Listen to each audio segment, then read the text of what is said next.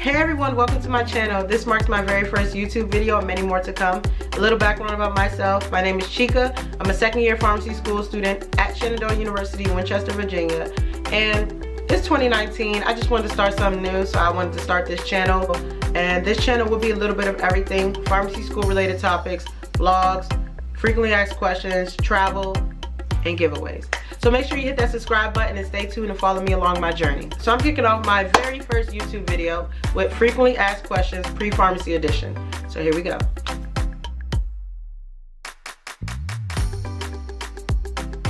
First things first, if you received an interview from a school, you should know that the school is seriously considering you as a student.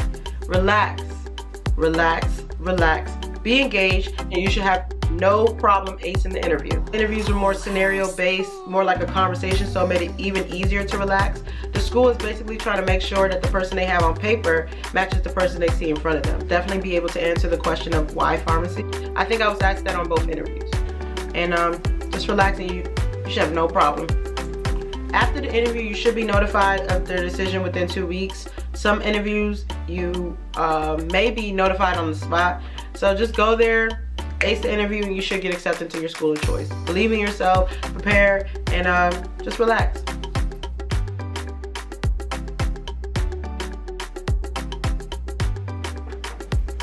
I studied for the PCAT for about 4 months. I made a schedule for myself Monday through Friday for about 4 to 5 hours each day.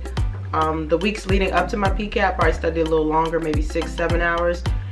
The actual week of my PCAT, I took it on a Thursday, so Monday, Tuesday, and Wednesday, I did full lengths each day, and that was it, and that's basically how I studied for the PCAT. My advice is just believe in yourself, prepare diligently, and you should have no problem getting the score you want.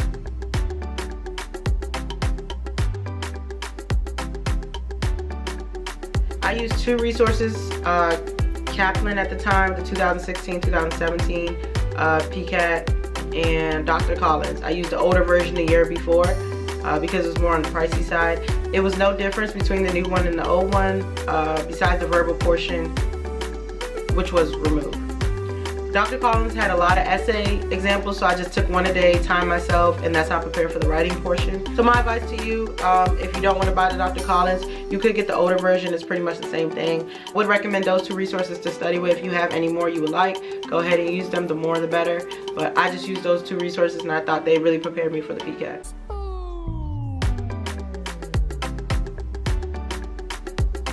I actually didn't do early decision for any school. I went ahead and applied once my PharmCAT was verified, which was about 1 month after the cycle opened. I was highly satisfied with my PCAT score, so I went ahead and applied. If, however, you aren't satisfied with your PCAT score, I would suggest you still apply as early as you can and go ahead and set that PCAT score for a later date.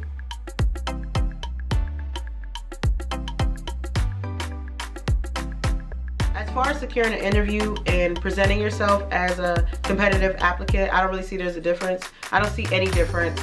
But I think when it comes to actually getting acceptance to pharmacy school and starting that first year, having that full-time coursework prepares you well for the pharmacy school coursework. Go from undergrad coursework from here, and pharmacy school just jumps up.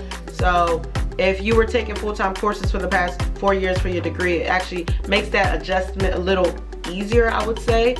But as long as you have a strong foundation in your prerequisite coursework and ability to adapt and work hard, I don't think you should have any problem.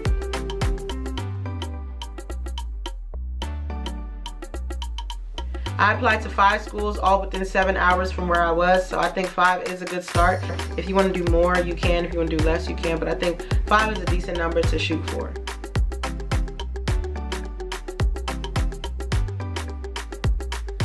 Many factors for me were looked at. I looked at cost, location, class size, because I didn't want a big class size. On PharmCAT, you can go and evaluate the different factors and put them side by side and basically pick a school that tailors to your needs. Really evaluate what it is you want out of a pharmacy school, and there you go.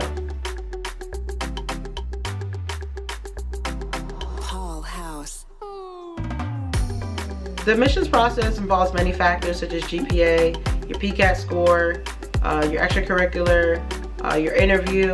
I think a good balance of each one puts you in the right spot to get accepted and to get that interview as well. I think the interview does carry a lot of weight in the decision as well. So make sure you do ace that interview. So I hope my video was informative to all aspiring pharmacists and people just on the fence about it. If you have any more questions you would like me to answer, feel free to comment down below. I will leave my email down below as well as my socials. You can contact me. If you have any recommendations on what you want me to talk about in my next video, go ahead, comment that below as well. And subscribe, stay tuned for more videos. I will give you a hint. My next video is a giveaway. So make sure you subscribe, stay tuned, and follow me along my journey.